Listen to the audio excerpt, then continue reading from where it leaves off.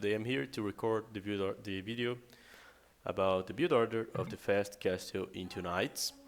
So I'm going to use the civilization Saracens because they have no economical bonus that I'm going to use here, which means that you can do this strategy with pretty much any civilization you want. But if you know how to do it with a regular civ, you are just going to do it better when you have a civilization with some kind of bonus, like the Mongols, the Malians, or whatever you have. Let's go. Starting here, usual start with 2 houses. And I'm going for the ship. What you want to do here on the beginning is to find as soon as possible your 4 initial ships. Here they are. And then I'm going to explore with the 2 other ships here. I'm going to put 6 villagers on the ship. That's a really regular start. I just found myself some gold.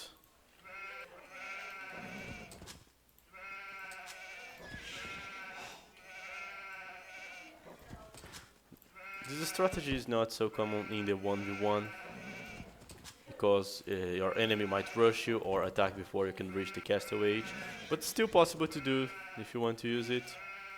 You just need to wall your map a bit and you are going to succeed in doing it. So now that I have 6 villagers on the ship, I will just send the next 4 villagers to collect wood, one of the most important resources on the game. So I will place a lumber camp in somewhere that I judge fitting receiving it, like this place here. And I'm going to send the villagers on the wood. As a tip, I would advise you to put the villagers on different woods. This will increase their rate of production. As for the ship, I also recommend you to place the next ship that you are going to eat right next to the one that you are currently eating, because this way you can minimize the walking time of the villagers and make your economy to be optimal. Okay, so now I'm about to send the 4th villager to the woods, and you can see that I already ate 3 sheep and this is the 4th one. When the ship gets close to 10 food, I'm just going to select 1 villager and kill the next one, like this, and now I'm going to send all the villagers to the ship when the other one goes down. This way you minimize the walk distance. And when you start to eating the 4th ship, you can already send a villager to the boar, or else you're going to have an idle TC, and you don't want an idle TC. Exactly. Now I'm going to send the villagers to the mill, and I also will need a house, guys. That's really important. There comes the house, the villager.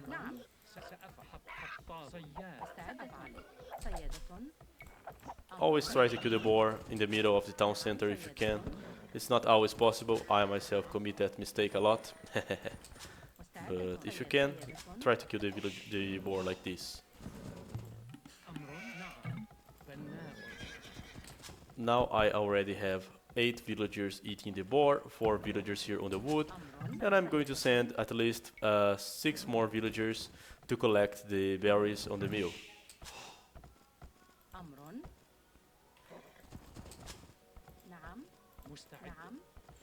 Now I'm going for the next boar, the one on the hill. And to help me on this task, I'm going to use the scout. I recommend you use the loom, especially if it's laggy or you don't trust it, but you can try to take the boar without having the loom, if you can help it with the scout, like I'm going to do here. By the way, the boar is going over here. I went a bit late for the boar, but I'm going to just eat some sheep while doing so, like this. What you don't want is the boar to hit your villager here on the hill, because it will take many HP from the villager, okay? So what you want to do is protect the villager with the scout like this.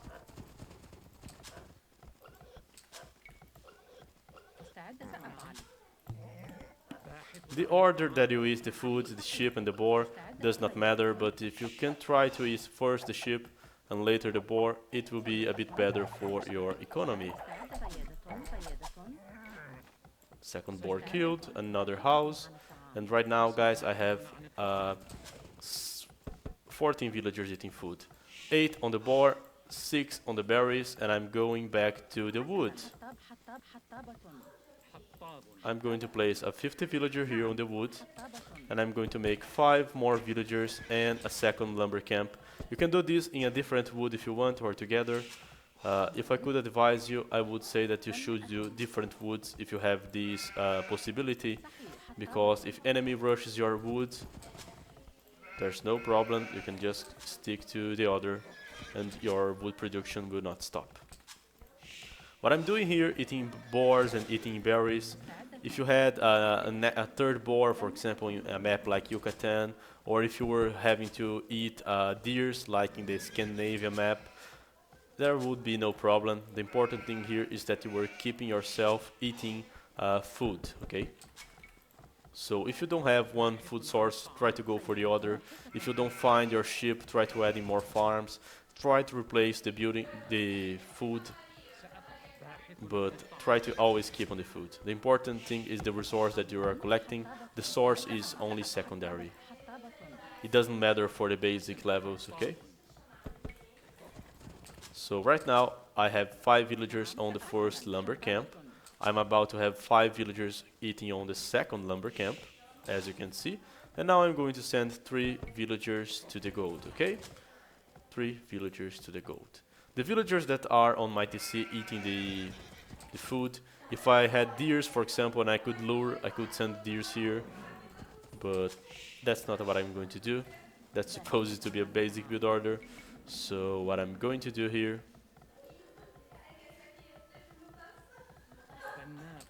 is to use farms. I'm going to make farms, and all those villagers must keep on the wood. What I want to do, guys, is to have 8 villagers on the wood. That's really important. Now that I'm going to have, you want to have 8 farmers because you want to keep 14 villagers on the food, and you also want to have 10 villagers collecting the wood. I like to have those 10 villagers because if I need to make farms, if I don't have an extra food source like that, I can just go for it. So right now I made the loom and I click it to the Feudal Age, and let's just count again how many we have of each villager in each resource. We have 14 villagers on the food, 8 farmers and 6 on the berries, 10 villagers on the wood as you can see here, and 3 on the gold. I'm going to select one of my woodcutters to make a barracks for myself, because since we're going for knights, we're going to need 2 buildings on the Feudal Age. And the buildings that I'm going to do are 1, the stable, and 2nd, I'm doing a blacksmith. The blacksmith is really useful, it builds faster than a market, and it's also cool that you have the blacksmith because you can upgrade your knights if you need. You can make an extra armor and make them to become a really, really powerful unit.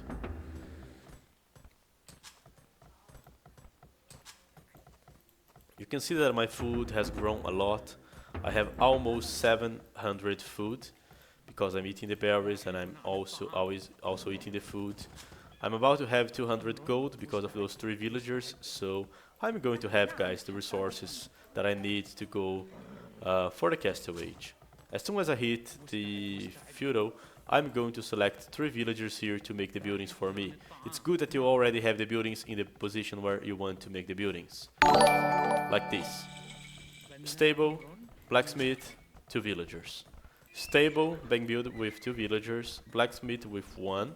With this, we are going to see that those 2 buildings are going to get done almost at the same time. And I'm going to send 2 more villagers to the gold, okay? That's it.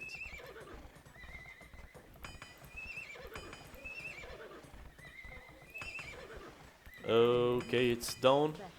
And when I finish it, I'm going to click to the Castle Age.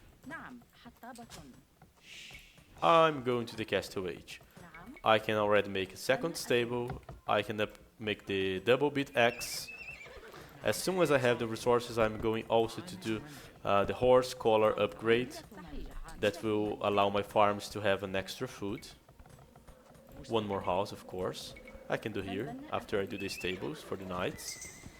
And guys, there's something important on this build order, different from the others. In this one, you have to take decisions. You have to know if you are going to make much knights or just a few, and then go for the booming. I'm going to add at least 2 more farms here, now that I made the horse color. So right now you can see that I have 12 villagers on the wood, 5 on this first wood, 5 on the other, 2 villagers collecting from a random wood, 1 builder. When to go for 1 stable or 2 stables? Go for 1 stable when you want to let your allies die. Basically, I would suggest that you always try to go for 2 stables, because in that way you can make the knights fast enough to prepare yourself. Okay, guys, you can see that I'm not making more farms. I'm making a small bank of wood, and the reason for that is that I'm going to need wood to remake my farms. You remember that I made 8 farms, and they have right now about 60 or 70 wood. Some have like 50, so I'm going to do it soon. When I hit the castle age, I'm going to start making knights from the 2 stables, and you are going to see that I'm going to reach castle before 16 minutes and 30 seconds. That's a picture of how my economy looks when I hit the castle age. Since I didn't use the stone, I have 200 stone that I can use here. I have food and gold enough to make a lot of knights, and you could be tempted to already add town centers, but I would suggest you against that if you made the farms, because you are going to need the wood to replace the farms. I'm going to need at least 480 wood to replace my initial 8 farms that I did right now. So I only have like 50 wood available to use right now. That's the truth about this strategy. But no problem, let's keep on going for it. And I'm going to do just a few nights. I'm not going to commit 4 nights forever. I will stop when I have a number of like 8 nights. That's pretty much on it from the early game. Okay, let's go. Making the knights on 2 stables, making villagers here on the town center, and I'm going to make the wood up. The wood upgrade is really important for your economy, and you should always try to do it. Here are the knights. You can try to add a few farms, like 2 farms now. I'm going for 14 farms. I want to have enough food to support the knights, and I'm going to let the farms to run off to show how many wood you need to keep making it. There's my bank of food, but I cannot use it yet, as I told you, because I need to place at least 8 reseed farms here. That's really important. Let's go for more knights. I have right now 4 knights. I'm going to make 2 more. And now, guys, it's a good time to add the last farms. And I will start to think of the boom right now. Okay? If you want to go for lots of knights, that's the way of doing it. And as soon as I have the units... Oh, I got housed. What a mistake, huh? I'm going for the TC. Also, don't get housed. I just did it so you guys know how you shouldn't do it. Look at this. 6 knights already. I'm making second town center.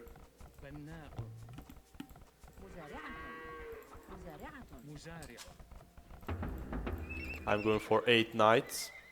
I'm adding a second town center here on the gold. I don't have to care about those farmers because I just reseeded out of them, so they're just going to run smoothly.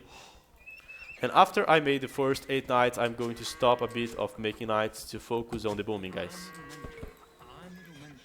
With this amount of farms, I can keep the town centers running. Let me make a second town center here, of course, because I want to boom.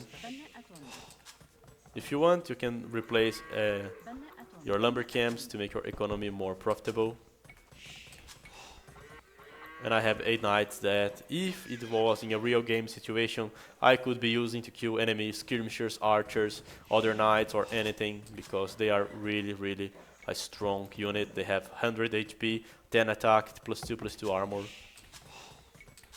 And now, guys, that I want to boom, I'm going to add more farms until I have at least 6 farms per TC. to keep my economy running without the need of more villagers, okay? So a tip for the booming is to task all your town centers to the wood or to the gold if they are closer to the gold. And I would start this mini boom of having at least 18 farms, so I make sure that my town centers will never stop to run, okay?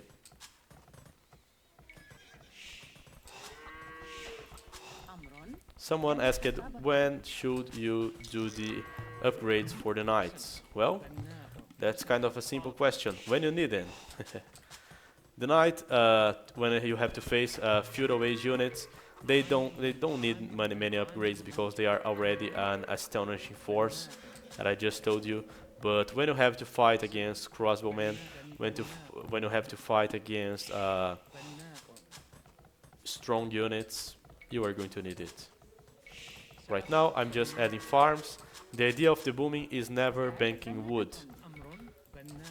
The idea here is that you keep making villagers with all the town centers like this.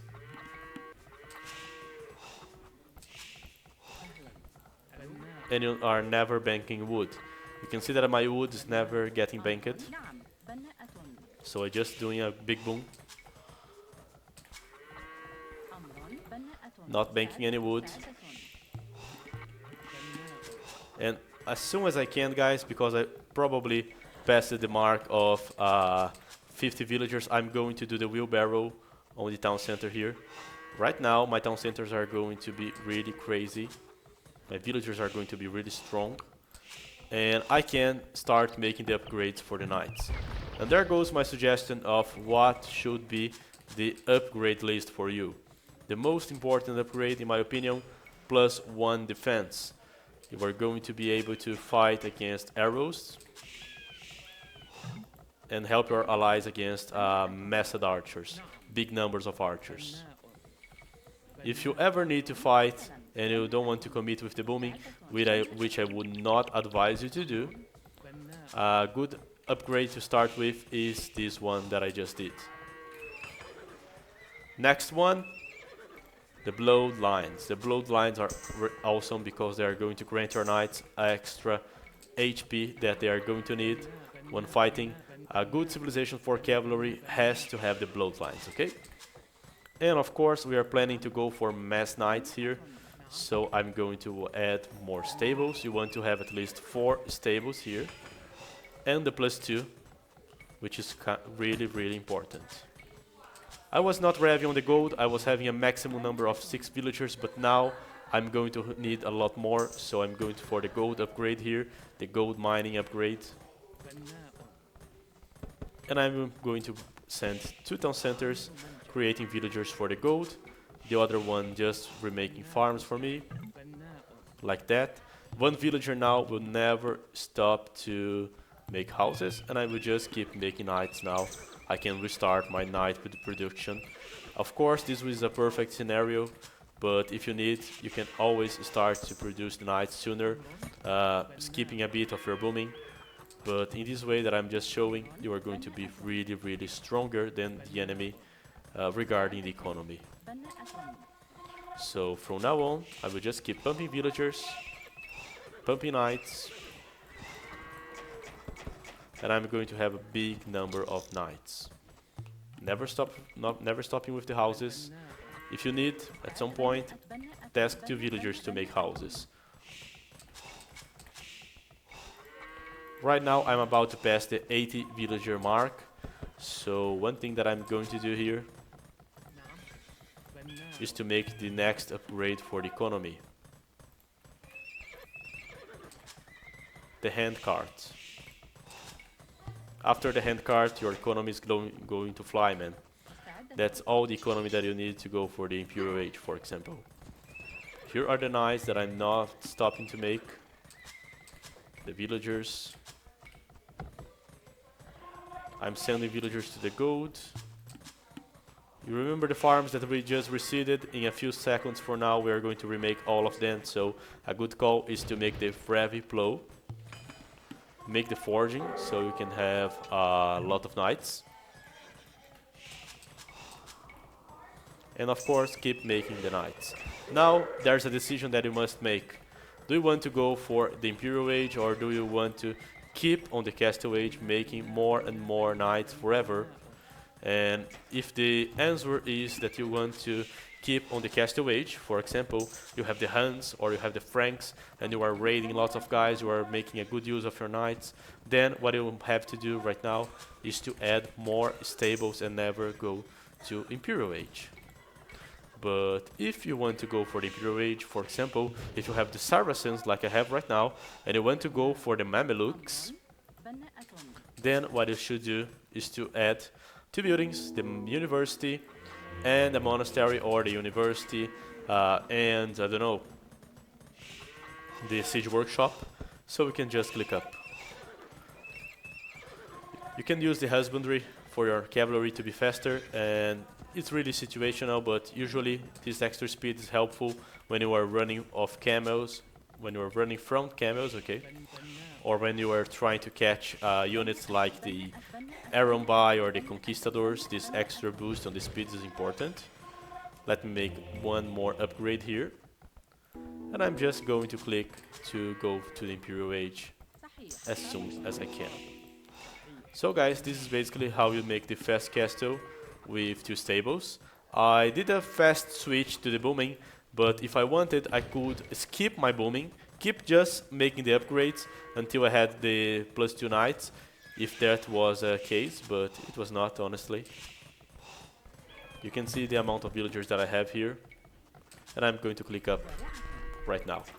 With this, I'm going to make a 34, 35 up to the Imperial Age, and I could go, for example, for the Revi Camels, since I'm Saracen, or if you have a civilization with not so good knights, you could make a transition for other kind of unit. Now that I need to reseed the farms, it's just a matter of reseeding it. I made the Revi blow, so I can afford that. And that's it. Basically, that's where I'm going to end the build order. Hope you enjoy it.